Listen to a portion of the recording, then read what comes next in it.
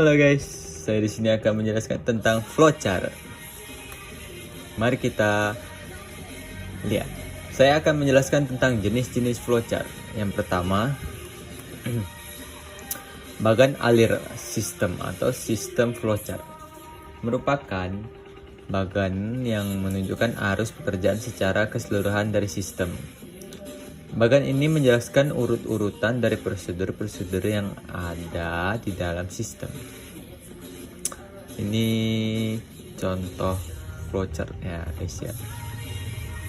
Terus lanjut yang kedua, bagan alir dokumen atau documents flowchart. Bagan atau chart yang menunjukkan alir atau flow di dalam program atau prosedur sistem secara logika. Bagan alir digunakan terutama untuk alat bantu komunikasi dan untuk dokumentasi. Nih, contoh flowchartnya guys. Bagan alir transaksi penjualan kredit, bagian order penjualan. Nih, bisa dilihat sendiri ya guys ya. Kalau kurang lengkap cari Google. Yang ketiga, bagan alir skematik atau schematic flowchart. Merupakan bagan alir yang mirip dengan bagan alir sistem, yaitu menggambarkan prosedur di dalam sistem. Perbedaannya adalah bagan alir skematik selain menggunakan simbol-simbol, bagan alir sistem juga menggunakan gambar-gambar komputer dan peralatan lainnya yang digunakan. Ini contoh flowchartnya. Terus yang keempat, bagan alir program atau program flowchart. Diagram yang menampilkan program flowchart adalah diagram yang menampilkan langkah-langkah dan keputusan untuk melakukan sebuah proses dari suatu program. Setiap langkah digambarkan dalam bentuk diagram dan dihubungkan dengan garis atau arah panah. Arah panah ini guys ya, contohnya.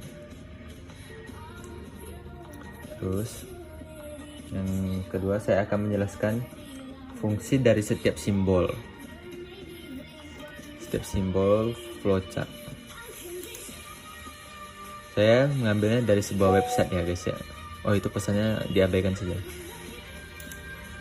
Ini nama websitenya blog Goblok.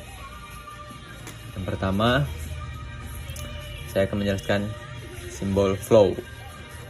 Simbol flow atau yang garis-garis ini bisa digunakan untuk menghubungkan antara simbol yang satu dengan simbol yang lain. Simbol ini disebut juga dengan connection line. Terus yang kedua, on path reference. Simbol untuk masuk atau penyambungan proses dalam lembar kerja yang sama. Terus yang ketiga, off page reference. Simbol ini untuk keluar masuk atau penyambungan proses dalam lembar kerja yang berbeda. Terus yang keempat, terminator. Simbol yang menyatakan awal atau akhir suatu program. Terus yang kelima, proses. Simbol yang menyatakan suatu proses yang dilakukan komputer. Terus yang keenam, destination. Simbol yang menunjukkan kondisi tertentu yang akan menghasilkan dua kemungkinan jawabannya, yaitu ya dan tidak. Terus yang ketujuh, input output. Simbol yang menyatakan proses input atau output tanpa tergantung peralatan. Terus yang ke-8, manual operation. Simbol yang menyatakan suatu proses yang tidak dilakukan oleh komputer. Yang ke-9, dokumen. Simbol yang menyatakan bahwa input berasal dari dokumen dalam bentuk fisik atau output yang perlu dicetak. Yang ke-10, predefined process. Simbol untuk pelaksanaan suatu bagian, subprogram atau prosedur. Terus yang ke-11, display. Simbol yang menyatakan peralatan atau yang digunakan. Terus yang ke-12, yang terakhir, preparation. simbol yang menyatakan penyediaan tempat penyimpanan suatu pengolahan untuk memberikan nilai awal. Oke. Sekian penjelasan dari fungsi dari setiap simbol. Dan saya akan menjelaskan lagi cara membuat flowchart dengan menggunakan aplikasi StarUML. Contoh flowchartnya seperti ini, guys ya. Yang pertama, kita harus menggunakan Terminator untuk memulai flowchart tersebut dan diisi dengan mulai atau start. Terus kita lanjutkan dengan kotak selanjutnya, yaitu proses. Terus kita isi di dalamnya proses-proses yang kita lakukan. Terus kita kasih flow atau panah ini dan diarahkan ke kotak selanjutnya.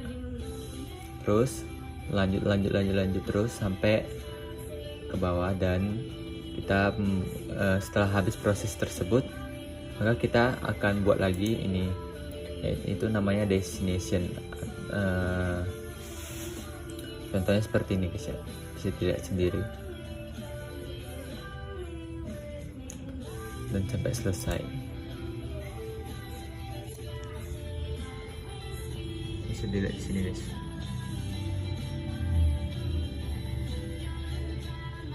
Aplikasi ini juga bisa digunakan untuk membuat activity diagram. Oke.